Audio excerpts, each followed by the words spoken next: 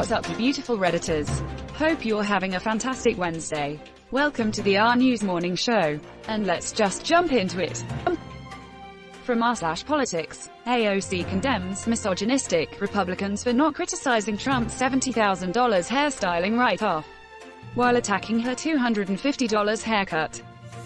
The American electorate is not universally super smart. You win with slogans and simple anecdotes most of the time. The $70,000 haircut is simple and easily understood.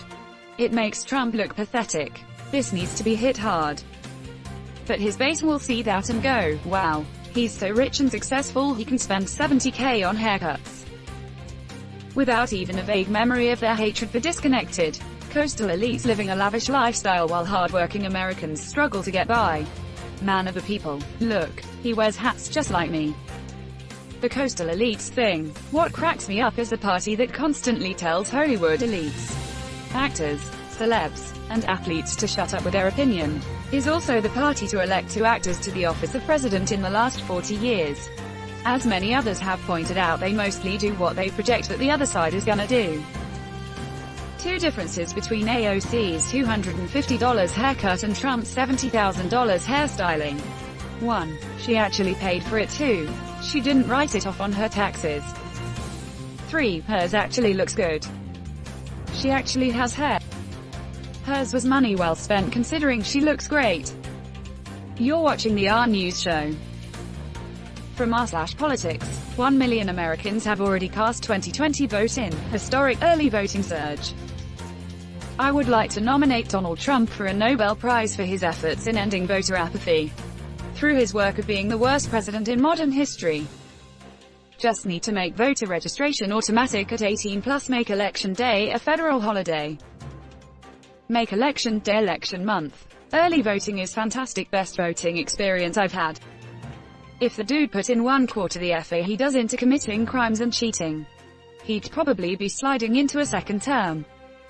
All he had to do was shut up, and let the experts handle it. If he would have come out and encouraged masks and not turned it into a political point, he would have sailed into a second term.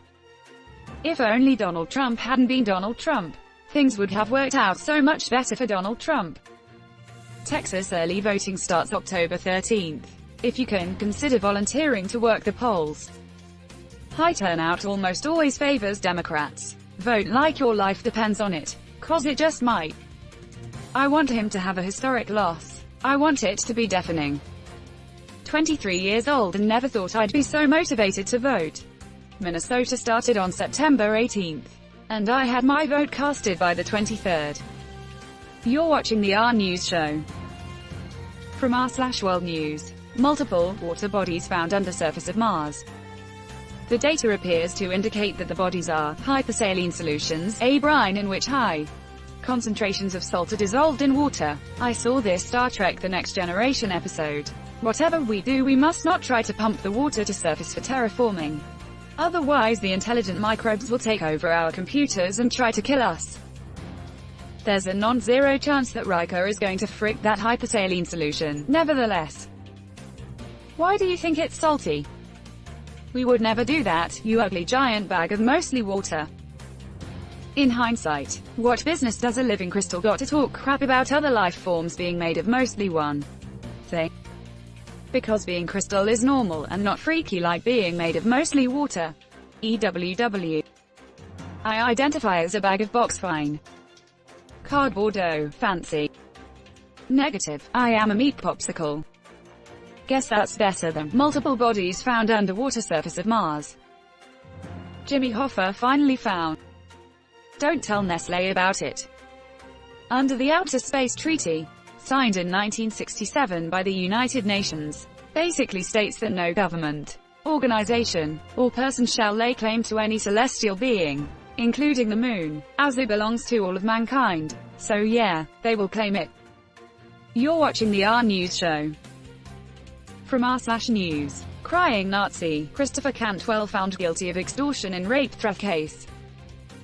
Cantwell is cartoonishly pathetic and weak. Most of them are, but that's also what makes him so dangerous. Weak people are unstable. Fascism is so tightly intertwined with sexual insecurity. as is a lot of hate in general. Yeah, running around hating people for their skin color, what's in their trousers, or what they do with what's in their trousers just exudes small PP energy. I just watched the crying video. Holy crap, this guy is a huge pussy. LMAO. People with massive insecurities are prime targets for right-wing radicalization. Yep, just look at hardcore gamers. Steve Bannon courts them because he knows a good number of them are socially deficient, weak-willed, unhappy with life, and easily manipulated into blaming entirely the wrong people. I say this as someone who really enjoys playing video games. Most households have had a video game console at least once. Games are not the social taboo they once were, but the most zealous members of that community tend to be the most ripe for right-wing radicalization. Have a link posted elsewhere in here by you, Pine Creek Cathedral. Just for fun, here he is crying. You're watching the RNEWS show. From r/politics, Michael Cohen says release of Trump's tax returns is the beginning of the end for Donald Trump. I'm only interested in the end of the end. Thanks for the awards. I just want to wake up and not be almost too scared to check the news. It's exhausting. We've heard this beginning of the end thing before. Well, the end was clearly never going to come until the election. But that doesn't mean Trump won't pay a price for all of his abuses. He has a giant tsunami of consequences building just outside the Oval Office. If he loses this election, he will suddenly find out that he didn't get away with anything. The only thing we need to do is focus on handing him a landslide loss. Remember when Cohen's testimony was the beginning of the end? Remember when his impeachment was the beginning of the end? Remember when the sexual assault allegations were the beginning of the end? Edit. You all missed my point. If Cohen had anything on him, Trump would already be locked up. Stop falling for the same crap over and over and over again. Grab him by the pussy, me. Gross. But at least that means this butthole is done and I won't have to hear about him anymore. Exactly. Show up at the polls in massive numbers. Don't let the GOP steal this election. The only novel thing left. Don't you freaking dare say that in 2020. Giant uranium meteor has entered the chat. Ugh, finally. Vote anyway. You're watching the RNEWS show.